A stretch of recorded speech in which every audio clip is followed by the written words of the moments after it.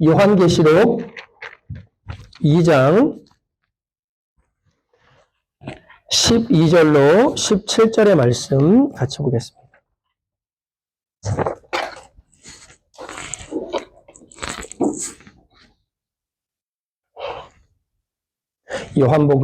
요한계시록 2장 12절로 17절의 말씀입니다. 우리 한 절씩 교독하겠습니다. 제가 12절 읽겠습니다. 버가모 교회 사자에게 편지하라. 좌우에 날섬검을 가지신 이가 이르시되 내가 어디에 사는지를 내가 아노니 거기는 사탄의 번제가 있는 데라. 내가 내 이름을 굳게 잡아서 내 충성된 증인 안디바가 너희 곳 가운데 사탄이 사는 곳에서 죽음을 당할 때에도 나를 믿는 믿음을 저버리지 아니하였다. 그러나 내게 두어 가지 책망할 것이 있나니 거기 내게 발람의 교훈을 지키는 자들이 있도다. 발람이 발락을 가르쳐 이스라엘 자손 앞에 걸림돌을 놓아 우상의 제물을 먹게 하였고 또 행음하게 하였느니라. 이와 같이 내게도 니콜라 당의 교훈을 지키는 자들이 있도다. 그러므로 회개하라. 그리하지 아니하면 내가 내게 속히 가서 내 입의 검으로 그들과 싸우리라. 위에 있는 자는 성령이 교회들에게 하신 말씀을 들을지어다.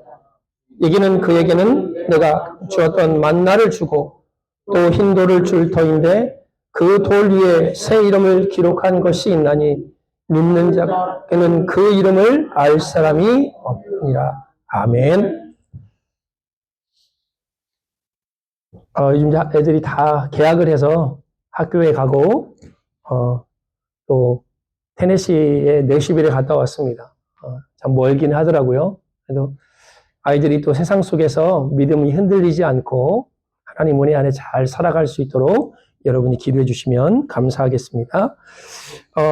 요즘 한참 인터넷에서 뜨고 있는 분이 있습니다. 김창옥 교수라는 분이 있는데, 이제 소통에 관한 것을, 가르치고 또한 세미나도 많이 해서 아주 유명해졌어요. 불과 한 10년 전만 해도 그렇게 많이 뜨지는 않으셨는데 요즘은 아주 바삐 움직이시는 명 강사가 되었습니다. 이분이 말씀하시는 것 중에 소통을 많이 얘기를 하세요. 사람과 사람과의 소통이 안 되면 꼭 벽하고 사는 것처럼 답답하다라는 얘기를 하시죠. 그 카지노에 가면 없는 게 세 가지가 있다요. 그게 뭐냐? 하나는 시계, 그리고 거울, 그리고 창문이 없대요. 우리가 전에 우리 아이들과 한번 이제 뭐 이렇게 서부 쪽을 여행할 때가 있었는데, 라스베가스에 호텔이 싸요. 카지노를 하라고 그래서 싼 건지 몰라도 그렇게 좋은 호텔인데 싸더라고요. 들어가서 보면 이제 카지노를 지나서 가야만 음식 먹는 데가 있고 막 이래서 보면 정말 거울이 없어요. 시계가 없어요. 그리고 창문이 없어요. 왜 그런가 봤더니 그것을 다 제거한대요. 왜? 도박만 하라고. 도박을 하다가 시계를 보면 이거 시간이 이렇게 됐나? 그 거울을 보면 막 그 초췌해진 담배를 얼마나 그냥 새카만 다니고 막 흡연 초췌해진 자기 얼굴을 보면 내가 이러면 안 되지 깨달을까 봐. 그 창문이 있으면 밖에 움직이는 그 사물들을 보면서 내가 지금 여기서 뭐 하고 있지? 이런 생각이 들까 봐 그 세 가지를 다 없애버린대. 소통을 못하게 하는 거예요. 나와의 소통, 세상과의 소통, 아무것도 오로지 기계하고만 소통하게끔 도박하고만. 이 김창호 교수님이 강연을 하면서 나이가 들면 없어지는 게 두 가지가 있대요. 그게 뭐냐면 하나는 감수성이 사라진대요. 또 하나는 유머가 사라진대요. 그러고 보면 우리 김한희 장로님은 아주 젊으신 것 같아요. 아재 개그가 아주 그냥 아멘. 아주 아재 개그가 그냥 20대, 30대, 40대를 그냥 넘기는 아주 감수성이 사라지는데 감수성이 있는 사람들은 특징이요. 하늘에서 눈이 확 내리면 이 눈꽃을 봐. 온 세상을 눈꽃으로 덮었네. 이렇게 얘기를 한대요. 그리고 노을이 붉은 노을이 산에 막 단풍이 가득 차면 붉은 노을이 이 산을 덮었나 봐. 이렇게 감수성이 풍부한 사람들은 그렇게 말을 한대요. 네. 이 교수님이 어느 날 그 등산을 간 적이 있었대요. 등산을 갔더니 아줌마 부대들이 있잖아요. 위아래 온통 모자까지 딱 빨간 등산복을 입고 수백 명의 아줌마들이 막 산을 오르더래요. 아, 이건 무슨 뭐 빨간 부대도 아니고. 근데 그 아주머니들의 대화를 이 교수님이 가만히 듣고 있다가 감수성이 있는 사람과 없는 사람을 캐치를 했대요. 감수성 있는 사람은 와, 이 푸르른 하늘, 이 멋진 단풍, 새가 되어 여기서 살고 싶다. 이게 감수성 있는 사람이에요. 감수성이 없는 사람은요, 아유, 이 사람 미친년, 빨리 따라와! 이게 감수성이 없는 사람. 두 번째로 유머가 사라진대요. 나이가 많이 들면 소통의 능력이 떨어져도 돈을 벌 수 있고 공부를 할 수 있대요. 그러나 유머가 사라진답니다. 언어의 말수가 적어진대요. 여자가 평균적으로 남자보다 오래 삽니다. 그 이유는 말이 많아서 그래요. 말을 많이 해서. 아멘. 왜 그러냐면 강연하는 사람이나 목사는 강연을 하거나 설교를 1시간 하면 진이 빠져요. 근데 여자분들은 3시간을 내리 얘기해도 야, 우리 할 얘기 다 못했으니까 만나서 얘기하자 이렇게 얘기하는데 이게 전부 다가 아니라 보편적으로 하는 얘기입니다. 아닌 분도 있어요. 여자분들. 저를 이렇게 계속 보시면 나 힘들어요. 그리고 전화를 1시간 반 동안 하고 중요한 얘기는 우리 다시 만나서 얘기하자 하고 끊는데요. 그러니까 얘기를 많이 하고 대화를 많이 하기 때문에 소통이 잘 돼서 오래 산다는 것입니다. 오늘 제가 여러분하고 지금 7주 동안 얘기했던 게 7교회, 소아시아 교회 얘기를 하고 있습니다. 무엇 말씀을 드리고 싶냐면 교회 또한 소통이 없으면 막힐 수밖에 없고 무너질 수밖에 없다라는 뜻입니다. 하나님과의 소통이 먼저 돼야 돼요. 또 하나는 말씀과의 소통이 돼야 됩니다. 기도로 하나님과의 소통이 되어져야 돼요. 그러니까 교회는 너무나 간단해요. 어찌 보면 가장 기본적인 원리만 우리가 갖고 있으면 됩니다. 그게 뭐냐? 하나님과의 소통, 말씀과의 소통, 기도와의 소통, 그리고 또 하나 세상과의 소통이 되어져야 됩니다. 가끔 이 세상은 악하기 때문에 모든 걸 다 내려놓고 어디로 가야 된다는 사람이 있어요. 그게 과거의 수도원 운동입니다. 산속에 들어가서 수도원을 짓고 세상과 단절하고 온전히 하나님만 바라봐야 된다. 물론 그런 영성도 필요합니다. 그러나 그런 영성은 한편으로는 죽은 영성입니다. 왜요? 세상을 품지 못하고 하나님은 너희는 가서 모든 족속으로 제자를 삼으라고 그랬지 너희만 모여서 제자가 되라고 말씀하지 않았기 때문입니다. 하나님과의 소통과 세상과의 소통이 잘 되어져야 돼요. 그렇다고 해서 세상과 또 어울려가지고 세상처럼 살으라는 소리가 아니라 그들을 말씀으로 품고 그들을 하나님께로 인도할 수 있는 소통. 그래서 이 소통이 잘 되지 않으면 교회는 소아시아 7교회처럼 사라질 수밖에 없습니다. 하나님과의 소통, 말씀과의 소통, 기도로 그분과 가까이 하는 소통, 세상을 주님의 말씀으로 인도하는 그런 소통이 잘 되어져야 하나님의 교회는 건강하게 성장을 할 수 있는 것입니다. 우리가 이 소아시아 7교회를 보면 기독교의 역사를 보는 것 같습니다. 우리 권사님 아까 기도했죠. 미국이요, 복음으로 세워진 나라입니다. 전 세계에 가장 선교사를 많이 파송했던 나라가 이 미국입니다.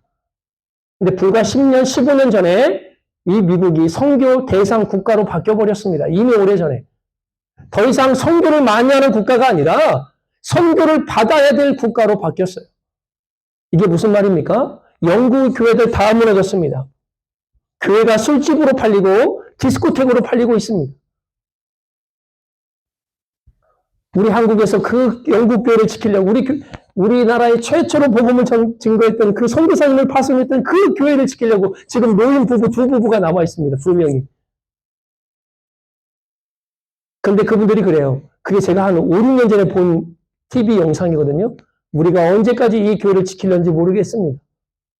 그래서 한국에서 지원하고 한국에서 또 막 많은 선교팀들이 가서 그 교회를 돌보고 근데 어떻게 될지 모르죠. 미국 교회도 그렇게 조금씩 무너져 갔습니다. 한국 교회요? 얼마나 하나님께서 복을 주셨습니까? 근데 한국 교회도요? 점점 무너져 가고 있습니다. 깨어있지 않으면 똑같이 되는 거예요. 그래서 우리 권사님 기도처럼 정말 미국과 한국 교회들이 하나님을 믿는 자들이 말씀 안에서 깨어서 하나님과 소통하고 기도로 소통하고 늘 주님을 바라보지 않으면 때가 되면 우리도 무너질 수밖에 없어요. 이 7교회만 그런 것이 아니라 이것을 통해서 기독교의 역사를 봐야 됩니다. 이 교회를 통해서 지금 살아가는 우리들이 하나님을 어떻게 믿어야 되는지, 다시 오실 그 예수 그리스도를 어떻게 바라봐야 되는지 거기에 대한 교훈을 우리가 발견해야 됩니다. 하나님은 시대마다 하나님을 믿는 믿음의 사람들을 통해서 하나님의 역사를 진행시켜 오셨습니다. 이 계시록의 7개를 통해서 교회 안팎으로 지금도 우리를 무너뜨리려는 그 사단의 권세들과 어떻게 응전하며 싸워서 이겨야 되는지를 우리는 이 계시록을 통해서 잘 깨달아야 돼요. 어려운 거 볼 거 없습니다. 예수 믿으면 승리하고 예수 믿지 않으면 승리할 수 없다라는 것이 계시록의 가장 큰 주제입니다. 나팔, 무슨 재앙들이 쏟아져도 예수 잘 믿으라는 소리예요. 그분을 굳게 붙잡으라는 소리입니다.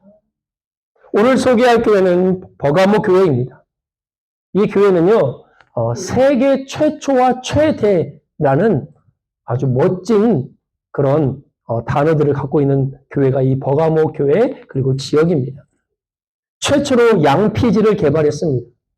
성경을 기록할 때 쓰는 양 가죽으로 석회로 잘 건조해서 거기다가 이렇게 성경 옛날 두루마리 성경을 기록했던 최초로 양피지를 개발한 곳이었고요. 정신병원을 포함한 최초의 병원이 있던 곳이 이 버가모 지역입니다.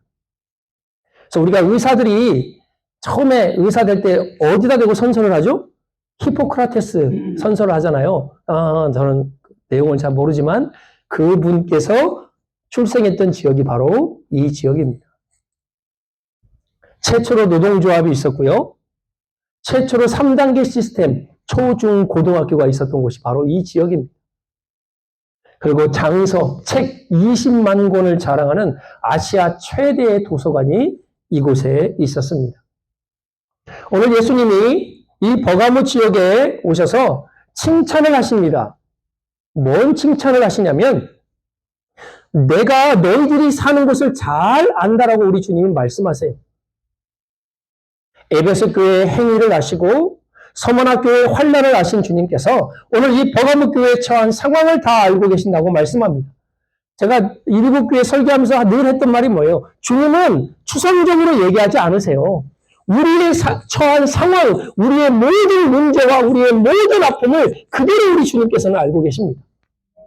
그냥 막연하게 내가 잘 알아가 아니라 실질적으로 이 교회들 그리고 우리의 처한 모든 상황을 우리 주님은 알고 계신다 말씀합니다. 이곳이 어떤 곳이냐? 사단의 왕자가 있는 곳이라고 말합니다. 사단의 위가 있는 곳. 이 버가모 지역은 한 360m 높은 산지에 세워진 지역입니다. 그러니까 천혜의 요새 지역. 그런데 높다 보니까 거기다가 신전들도 많이 세웠습니다. 왜? 높은 곳에 있잖아요, 신전들이. 그럼 보면서 제우스, 승리의 신 나이키, 신유의 신 아스클레피우스, 버가모 주신, 태양신, 별의 신, 죽음의 신, 수많은 신들을 섬겼던 지역이 이 버가모 지역이에요. 서머나 교회가 황제 숭배의 출발지라면 이 버가모 지역은 본격적으로 그 황제 숭배를 꽃피운 지역입니다. 매일 희생 제물을 드리는 것이요 하늘 가득 메워 따라갈 정도로 아주 그 우상 숭배가 심했던 곳이 버가모 지역입니다. 그래서 황제 숭배를 거절하면서 또한 그것을 거절한다는 이유로 많은 크리스찬들이 죽임을 당했던 곳이 이 버가모 지역입니다. 그런데 우리 주님께서 뭔 칭찬을 하시냐면 바로 그 사단의 권자가 있는 이 지역에서 내 충성된 층인 안디바가 여기서 순교를 당했다라고 우리 주님이 말씀합니다. 내 이름을 굳게 잡아 나를 믿는 믿음을 저버리지 않는 이곳에서 하나님을 믿는 믿음을 가지고 순교한 사람이 등장합니다. 그게 바로 안디바였습니다. 안디바는 이 버가모 지역에서 순교당한 대표적인 인물이었습니다. 하나님께서, 예수님께서 이 안디바를 칭찬하십니다. 여러분, 버가모 지역이 제가 저희도 한번 설교한 적이 있지만, 다른 교회 얘기할 때 잠깐 얘기한 적이 있지만, 대단한 지역 아닙니까? 이런 상황 속에서 순교할 믿음을 가지고 있다. 그런데 반면에 또 하나 우리 주님이 이 교회를 책망한 것이 있습니다. 그게 뭐냐면 발람의 교훈과 니골라당의 교훈을 따르는 자들이 있다라는 말씀입니다.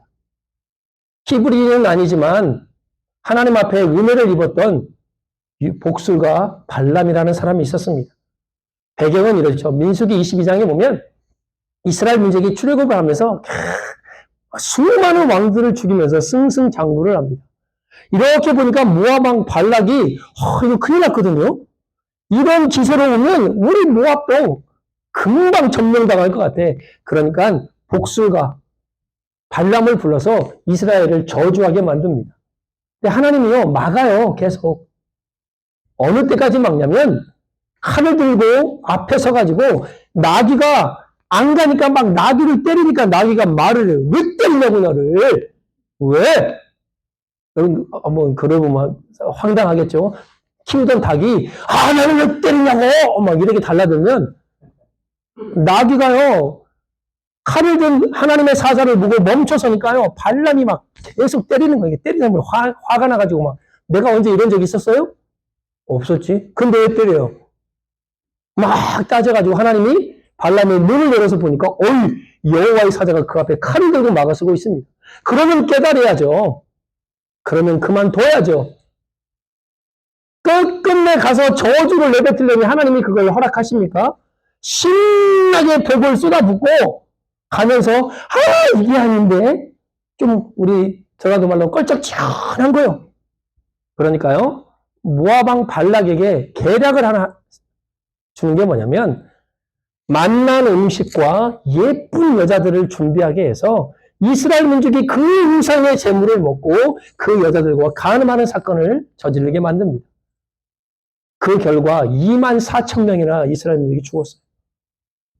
그 발람의 교훈을 따르는 자들이 있다라고 말합니다. 여러분, 이스라엘 민족을 하나님의 축복에서 멀어지게 한 것은요, 혹독한 광야의 기후가 아니었습니다.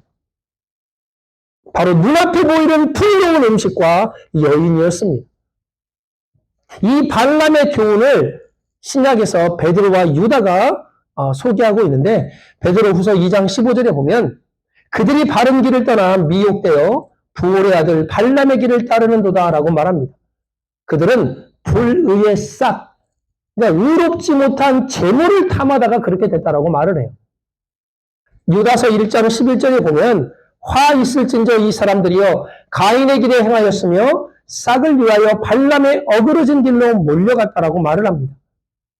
베드로나 유다나 다 같이 발람의 죄를 돈과 물질과 연관시켜서 그 물질을 사랑하는 자들, 물질을 사랑해서 그 물질을 따라가는 자들로 표현하고 있습니다.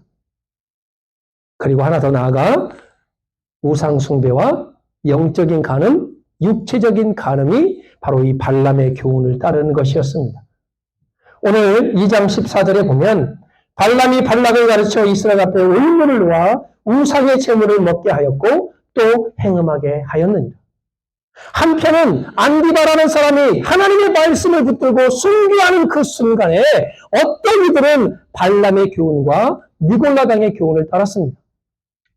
여러분 차라리 순교를 안 하면 그렇게 못할 것 같으면 잠잠하는 게 최고입니다. 그죠? 하나님 제가 이렇게 하지 못함을 용서하여 주옵소서. 근데 그들은요 다른 방법을 발견했습니다. 그게 바로 하나는 발람의 교훈과 니골라당의 교훈입니다. 이 니골라당의 교훈은 우리가 니골라 많이 들어봤죠.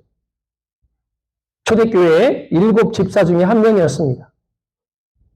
이 니골라의 교훈은 뭐냐면 하나님을 믿기만 하면 한 번 구원받으면 육체적으로 어떠한 죄를 져도 구원에서 끊어지지 않는다고 말했던 교훈이 바로 이 니골라당의 교훈이었습니다. 인간의 구원에 있어서 영혼과 육체를 분리합니다. 그래서 나는 영혼의 구원을 받았기 때문에 육체적인 죄를 범해도 구원에, 영혼에 영향을 주지 않는다라고 가르쳤어요. 그리스도를 영접해서 구원받은 하나님의 사람은 육적으로 어떠한 죄를 범하여도 구원에서 떨어지지 않는다. 그러니 어떻게 타협을 하겠습니까? 나는 하나님을 믿어서 구원받은 사람이야. 그러니 내가 우상의 재물을 먹는 건 육체로 먹는 거잖아요. 여자들과 행음하는 건 육체적으로 하는 거잖아요. 그러니까 육체적으로 하는 거는 괜찮아. 이렇게 해도 내 구원은 변함이 없어. 얼마나 달콤한 말입니까? 얼마나 핑계대기 좋은 말입니까? 이 발람의 교훈과 느글라담의 교훈이 이 버가모 교회에 들어와서 순교하는 안디바가 있는 이 교회에 하나님의 책망을 받게 된 계기가 되었습니다. 광야의 험난한 생활에서 벗어나 눈에 보이는 아름다운 여인들과 맛난 음식에 빠졌던 이스라엘 민족들처럼 이 버가모 지의 교회 성도들이요, 이제 핍박이 너무 지겨워, 너무 무서워, 너무 오래돼. 여러분, 우리가 지금 이렇게 말하는 게 편하지만요, 그 당시를 살아가는 사람들한테는요, 이 핍박이라는 것이요, 예수 믿으면 곧 죽음입니다. 모든 생활의 편리함을 박탈당하는 것입니다. 공무원 생활도 못합니다. 직장 생활도 못합니다. 그러니 초대교회부터 이어져 왔던 300년 동안 그 좁은 길, 그 가난의 길을 이 사람들이 더 이상 가기 싫은 거예요, 이제. 예. 우리가 어느 정도 이해는 할 수 있죠.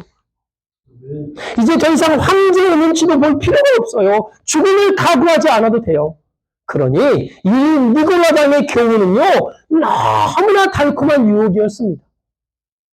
그래, 나의 영혼은 구원받아서 변함이 없으니 내가 육체적으로 황제 숭배하고 간음하고 우상 재물 먹고 그냥 적당히 이렇게 육체적으로 살아가는 것은 하나님의 구원과 상관이 없어. 야, 이거 너무 좋은 교훈이다.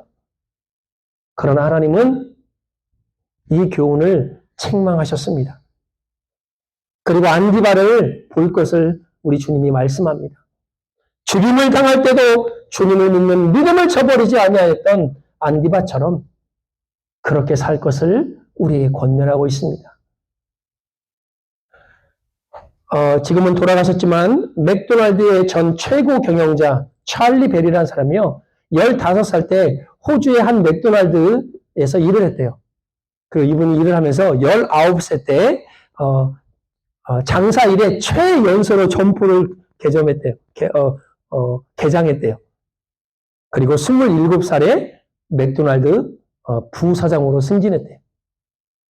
근데 이분의 인생 좌우명이 있는데 그게 뭐냐면 인생은 리허설이 아니다라는 말입니다. 이 간결한 문장이 그가 살아온 삶의 자체와 꿈이 그 안에 담겨 있었습니다. 인생은 리허설이 아니죠. 그런데 많은 사람들은 언젠가 있을 본 게임을 생각만 하고 지금은 리허설이야. 언젠가는 진짜 게임이 올 거야. 하다가 리허설만 하다가 끝난대요. 여러분, 하루하루가요, 리허설이 아니라 진짜 게임처럼 살아가야 돼요. 우리의 신앙도 마찬가지입니다. 그래, 핍박이 오면 내가 그때를 위해서 지금 어떻게 해야 될지 잘 구상을 해봐야지. 이게 아니라 내가 언젠가는 내가 잘할 거야. 그때가 오면 나는 정말 잘할 거야. 이게 아니라 지금 잘해야 되는 거예요, 지금. 우리는 착각해요. 언젠가 때가 되면 내가 멋지게 쓰임받으리라. No! 그때가 바로 지금입니다. 그때가 바로 오늘입니다. 하나님, 나의 신앙이, 나의 인생이 매일매일 리허설이 아니라 진짜의 삶을 살게 하여 주옵소서. 언젠간 내가 봉사하고, 언젠간 내가 헌신하고, 언젠간 내가 할 때가 오겠죠가 아니라 지금 헌신하고, 지금 기도하고, 지금 말씀으로 무장되어 살아가는 것, 지금이 가장 중요한 것입니다.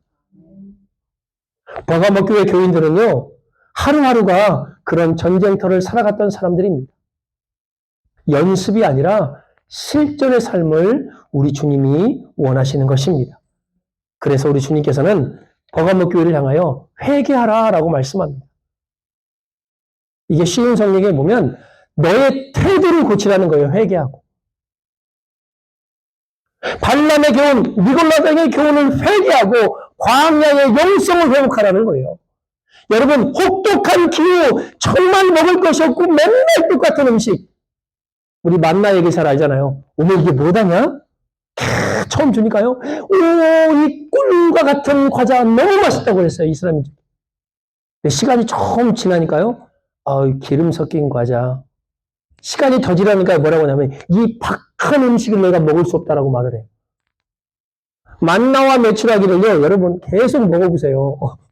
질릴만도 하겠죠. 그 음식 때문에 그들이 무너진 게 아닙니다.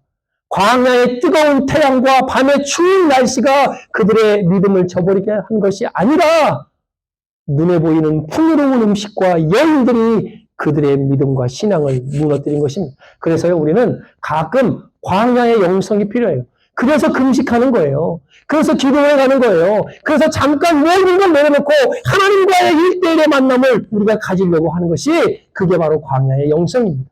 우리 주님이요, 회개하고 너의 태도를 고치라고 말합니다. 난 이러고 싶지 않았는데요. 나는 안 하려고 그랬는데, 그게 아니라 고치라는 거예요. 제가 아주 오래전 책이죠. 뭐 한국에서 읽었으니까, 그 책 중에 아들아 머뭇거리기에는 너의 인생이 너무 짧다라는 책이 있어요. 제목이 참 길죠. 아들아 머뭇거리기에는 너의 인생이 너무 짧다. 총 4권으로 나와 있는 책인데, 거기서 지금도 잃어버리지 않는 예화가 하나 있어요. 이게 뭐냐? 마법의 돌이라는 예화입니다. 그 책에 보면. 어떤 예화냐면, 어느 해변가에 마법의 돌이 있습니다. 그 마법의 돌만 발견하면 어떤 소원도 이루어주는. 그래서 어떤 청년이 내가 꼭 그 마법의 돌을 찾으리라. 근데 해변이 얼마나 큽니까? 수많은 자갈돌들이 깔려있는데 그걸 언제 찾아요? 근데 그 청년이요, 반드시 찾겠다. 근데 그 돌의 특징이 있습니다. 그 특징이 뭐냐면 딱 만지면 약간 뜨거우리만큼 따뜻해요. 그래서 그 특징만 찾으면 되는구나. 그래서 탁 돌을 잡으면 차가우면 내려놓으면 안 되잖아요. 왜? 또 그 돌을 또 잡을 수 있으니까. 그래서 이 청년이 머리를 써서 차가우면 바다로 던졌습니다. 바로. 하루, 이틀, 3일, 한 달, 2달, 3달이 흘러요. 차가워. 그러던 어느 날, 탁 잡았는데, 따뜻해요. 뜨거워요. 이야, 마법의 돌 찾았다! 습관이에요, 습관. 3달 동안 그에게 배겨진 습관이 뭐냐? 돌 잡고 던지는 거였어요. 마법의 돌을 발견하고도 그 돌이, 이야! 소리가 입에서 나왔는데, 내 몸의 습관은 뭐예요? 던지는 거예요. 그 마법의 돌을 바닷가에 던져버린 거예요. 왜 이 이야기를, 예화를 드냐면, 회개하는 것은요, 돌이키는 거예요. 그것을 안 하는 거예요. 그런데 우리는요, 내 입으로는, 난 달라져야 돼, 회개해야 돼, 나는 변화돼야 돼. 그런데 내 행동, 내 습관은 달라지지 않고 고쳐지지 않았기 때문에 똑같이 반복을 합니다. 우리 주님이요, 니골라당의 교훈과 발람의 교훈을 따르는 자들에게 회개하라, 너의 태도를 고치라 책망하십니다. 오늘 주님께서 이 버가모츠에게 등장하신 모습이 뭐냐? 1절에 보면 좌우의 말썽검을 가지신 이가 이르시되라고 말합니다. 이 버가모 지역은 로마의 중요한 행정도시였습니다. 이 도시는 자치권뿐만 아니라 독자적인 재판과 판결과 집행권까지 지워진 아주 자긍심이 강한 도시였습니다. 그래서 막강한 권한을 가진 이 지역 사람들은요, 스스로를 자신들의 정의의 칼이라고 불렀습니다. 이 사람들이 생각할 때는 로마가 이 땅을 지배하고 있잖아요, 전 세계를. 그래서 그 로마의 칼은 일반 다른 칼하고 틀립니다.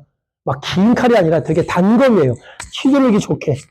그래서 칼로 세상을 정복했다고 생각했기 때문에 칼은 곧 힘이요, 정의요, 무력이라고 그들은 생각했습니다. 그런데 로마의 힘을 신봉하던 그들이 칼에서 힘이 나온다고 생각했던 그들에게 우리 주님이 뭐라고 오늘 편지를 쓰시냐면 좌우에 날선검을 가지신 이가 가라사대.